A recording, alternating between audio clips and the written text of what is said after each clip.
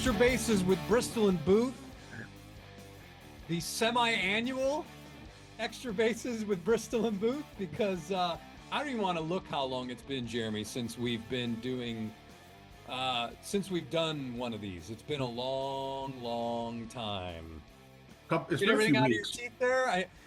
It's so great. We finally come back, and you're not even TV ready. Thanks, Jeremy.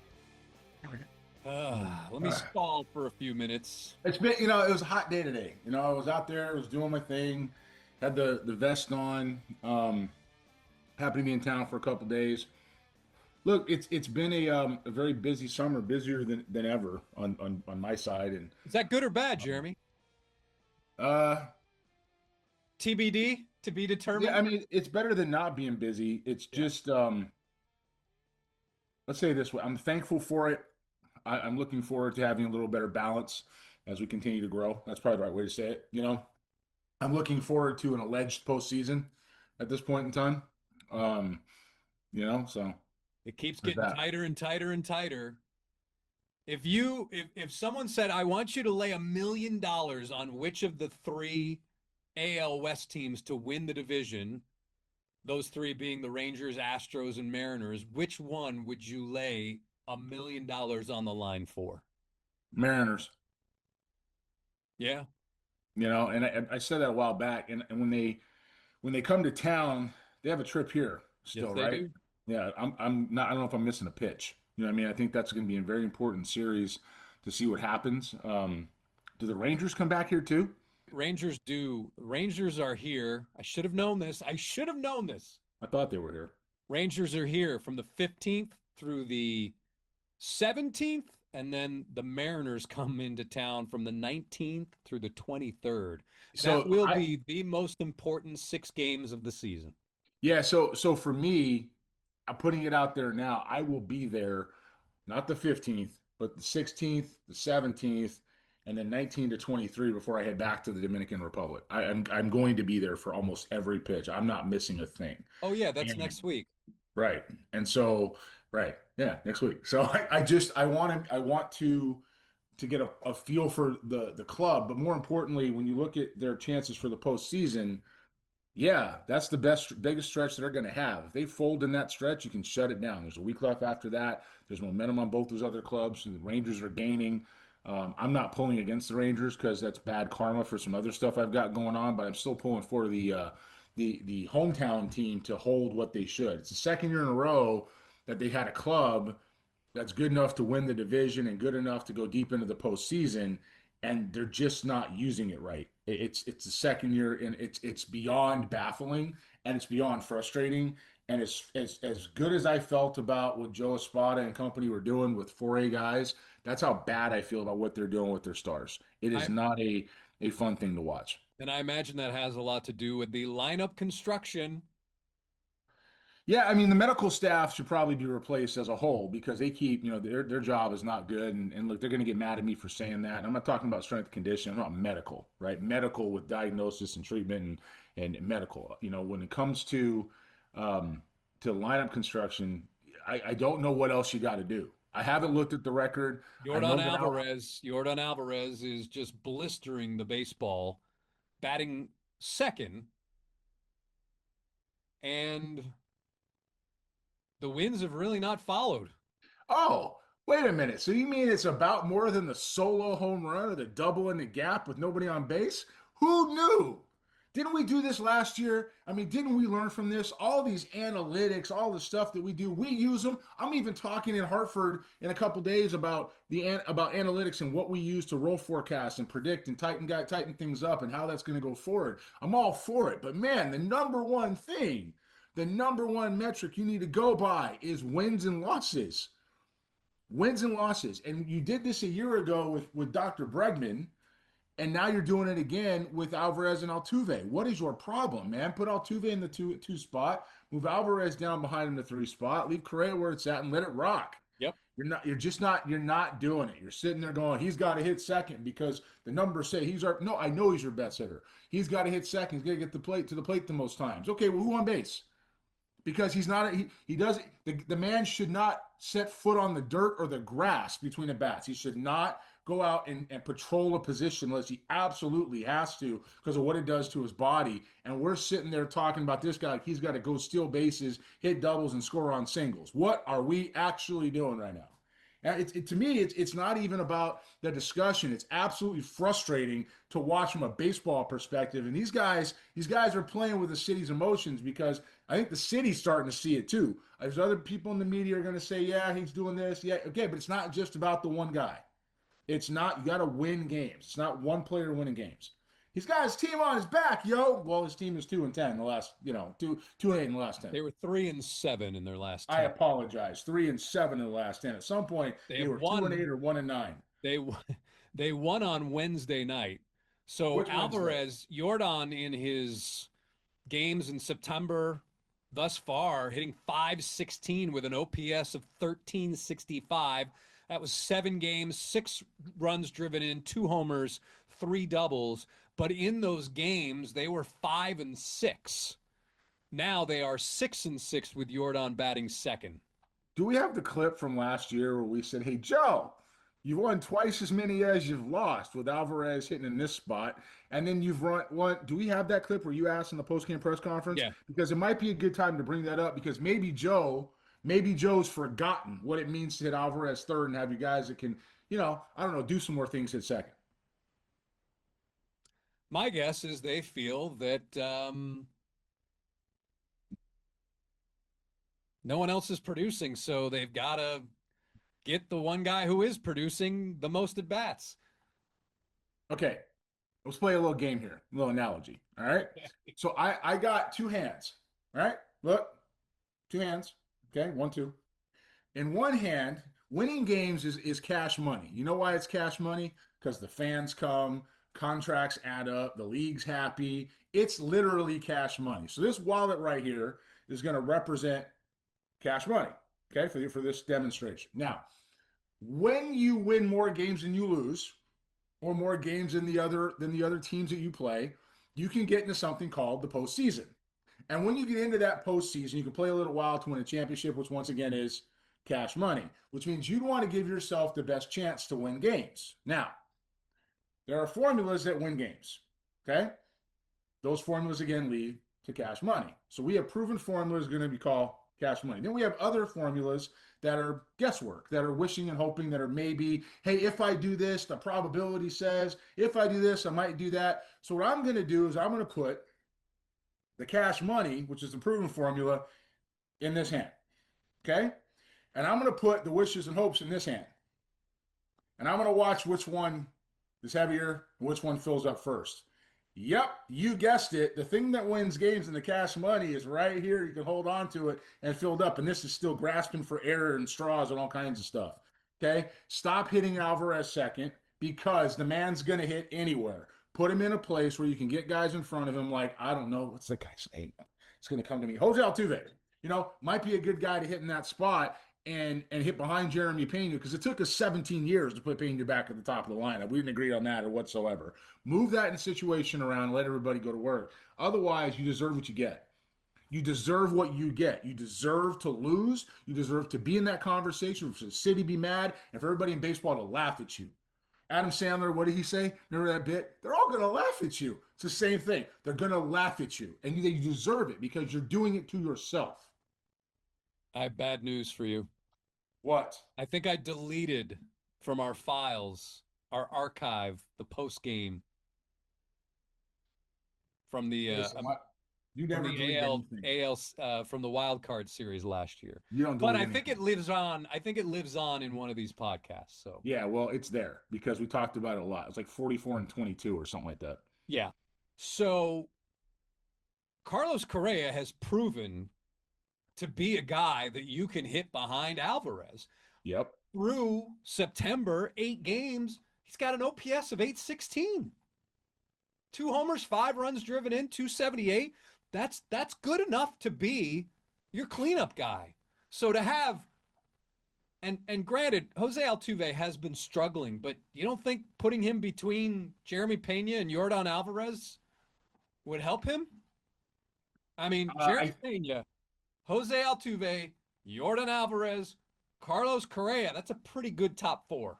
I'm with you. It's a little bit sounds almost like you had it. We had it last year when you had Altuve. You didn't move Pena, Bregman, Alvarez and Tucker. Sounds somewhat familiar. And I want to point out, Jason, from my other hand, because I was still searching for things that went, I actually found a big die that Marriott Bonvoy, no, Black Card sent me this big die, right? Because I guess people roll the dice to guess and wish and hope and gamble and see what's going to happen. Here's Alvarez hitting second. Here's Alvarez hitting third. Money, a guess. Money, a literal roll of the dice. That's what we got. I'm going to go with the wallet. That's just me. The man can hit anywhere. That's for certain. That's for certain.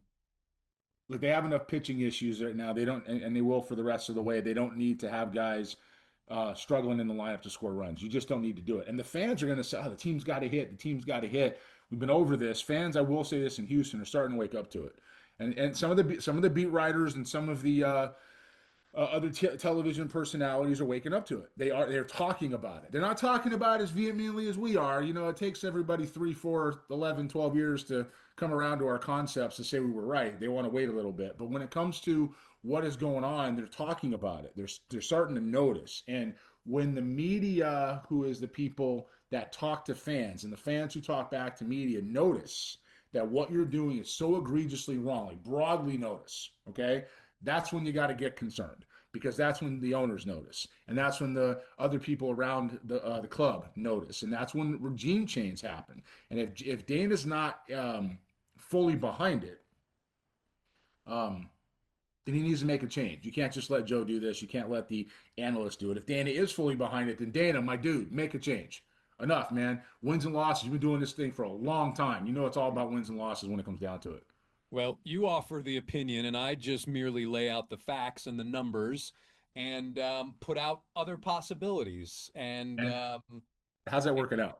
yeah, well, speaking about how Jason Alexander is now 8-0 for the Astros in his last 8 starts, and that's since like the end of July. The guy from Seinfeld? It's kind of an old joke, but yes. Yeah, Yes. I mean, no, not that not guy. him. It's pretty remarkable where they would be or where they are with him and where they would be without him. Uh, I do want to talk really quickly about Drew Gilbert and the Yes. impact he has had on the San Francisco Giants. I, I don't It know. is it's impressive. I think in the last 10 or 11 games he's hitting almost 300, but it's obviously a lot more than just numbers. I don't know anybody in the Giants organization, so I don't know what to tell you. Um, I would say the man plays with an energy that we've talked about that is, Lenny Dykstra was always my comp on him. He plays with an energy that is above and beyond what normal energy is. It's him and Chapman have this really weird thing going on in the dugout there where somebody hits home run and they choke. I don't know what we're doing, but well, that's their thing, right? So um, he's got them playing better. He's giving them a shot in the arm. That's what you want those kids to do when they come up. He's not a kid so much as a grown man now that's been around for a while. But look, Drew Gilbert's a good player. Is he going to be a Hall of Famer? I don't know. Is he going to be a good big leaguer? Yeah, he's going to be a good big leaguer, in whatever role that is. And he fits right now with the Giants and where he's at. They're benefiting from it, and it's good to see him latch on. Now, I say that not to be political, but to be accurate with it, because when he went to the Giants, it didn't look like they were going to do much, right? And now they're in the hunt. They're in the hunt a little bit, and they're catching people. It's funny because Jim Duquette and Bobby Evans are both special assistants here. There was some Giants uh, conversations that we had in the offseason about when Bobby went back about what was the right step or what to do, or ways for Bobby to move ahead and make that organization better, because he's such a good culture guy and he's such a good baseball man as well as a business guy. It was important to watch that happen. But with that in mind, um, with that in mind, Drew has come up and helped make them a contender, and that's pretty hard to do. So good for him. He deserves it. Last 14 days per Baseball Reference, Drew Gilbert, 353 batting average, 1100 OPS, 2 homers, 10 runs driven in, 4 doubles, 1 triple in 12 games. He has walked 3 times and struck out once. Sounds like Drew. Sounds like him. Good for him.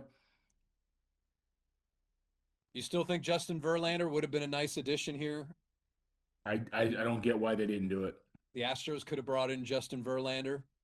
I don't know. I don't get why they didn't do it. I would have exhausted everything I could. The Giants have now benefited from keeping him, obviously, but again, at the time, that's hindsight, right? At the time, moving him was somewhat of a priority to a team that was going to win and contend, and the Astros needed him.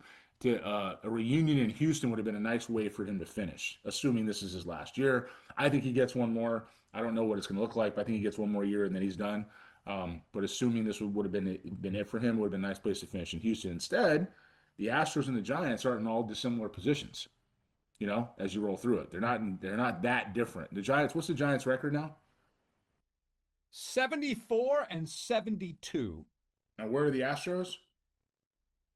The Astros are 79 and 67.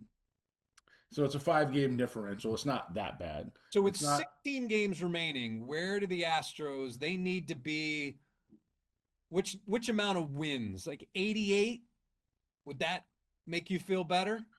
So that'd be Um, 9 more wins, 9 out of 16. Would that be enough? they're going to need to do that to get in, and they're going to have to do about 5 or 4 of 6. What are they here for 7? Rangers and Mariners are for 7 total. 3-3. You need to win 4 or 6. They got to win 4 or 6. They win that. They win that. They're in. Do you have Barring confidence they can do that? they need to make an adjustment. They need to make it immediately. And unless they make that adjustment, I'm gonna be chewing my nails every night for the club. Not so much because I'm actually gonna do it, but for the club and what they, where they're going, it's gonna be tough. And lastly, looking at this year's first baseman, Christian Walker, his numbers 234, OPS of 704, baseball reference WAR of 0.3. I was just curious how that compared to Jose Abreu from 2023. Jose Abreu was a minus zero point 0.1, whereas Christian Walker is a minus zero point 0.3. They're not far off. Now, granted, Christian Walker is a much better defender, but from the bat, that's really, really interesting. So Walker has 22 homers and Abreu had 18. So you're getting more power and better defense. So Abreu is a minus -0.1 and Walker is a plus +0.3. I'm sorry, Walker's a minus zero point 0.3. And what's Abreu? He was a minus zero point 0.1. So Isn't that Abreu's interesting? so Abreu's better. Abreu was better. Abreu's season, that's where I was going with all this. Abreu's season was slightly better, percentage points better, which I don't necessarily think, but The war is an interesting metric. Anybody who watched Abreu and watched Walker will be much more frustrated with Abreu. Um, but as far as Walker, for him to have that contract have any kind of value, he's going to have a monster year 2 and year 3. Um, just as a standalone deal. Now they get in and he produces in the postseason. It's great. No one's this all becomes a distant memory, but he's got to produce in the postseason, and they got to get to the postseason first for it to matter. I'll say it again. They don't have any excuses. The excuse that the way this is happening because they're not taking care of their own business. There's no excuses that they got. They have to take care of their own business. If they don't do that, whatever happens, happens. That's where they sit. when will we be together again? I'm next week. Next I week? have I gotta go. I'm going to the Fresh 50 Underclass premiere in Hartford tomorrow. That's Friday, Saturday, Sunday. I'm back late Monday, and then I'm around Tuesday at the ballpark. So we got time. All right, everybody. This is a quick version of the Extra Bases show. It's not really a podcast anymore, but the Extra Bases with Bristol and Booth. How long was it? Because it says this wasn't all that quick. Was it 30 minutes? Ish. Yeah. I mean, we have for some people who haven't done a show in a while, which by the way, I did get some some Yep. questions and requests on Yeah, like on where X. are you guys? What are you Yeah, doing? Where you I do. been? So I do appreciate that. I don't want to yeah, speak for Jason, but I know Jason does as well. We yeah. appreciate you watching and paying attention to it. So, And my look, apologies that this is our first our this is the effort we give you on the first one back. But hang on. I mean, we're out there doing no, real you were world good. You were things. good. I just I'm multitasking and Well, but that's what you do. You're the anchor. yeah, I have the easiest job in sports. I show up, I talk baseball, I shut it off. That's what yep. I do. I mean, and I'm thankful for that. But when it comes to like the stuff that I was doing, so you guys understand, while Jason was doing, I don't know, the Texans and the Hall of Fame stuff and everything else that's going on with it, and still making it down to Daikin, I'm seeing prospects in the Dominican Republic that the world's losing their mind over. Okay, and worth it. By the way, we're doing a lot of really good stuff here. So stay tuned for the present, for the future, for the past. We kind of cover it all through all different platforms or all different ways that we both get there, and we're glad to be back. And look, hopefully the postseason runs and we're with you every day again, because I know I really enjoy the Facebook Lives and I enjoy this and watching you guys interact with us and talking to us and being part of this really fun fan base when you guys get engaged. It's a lot of fun. So yeah, see you next week. All right, everybody. On that note, for Jeremy, I'm Jason. Thanks for tuning in to another Extra Bases with Bristol.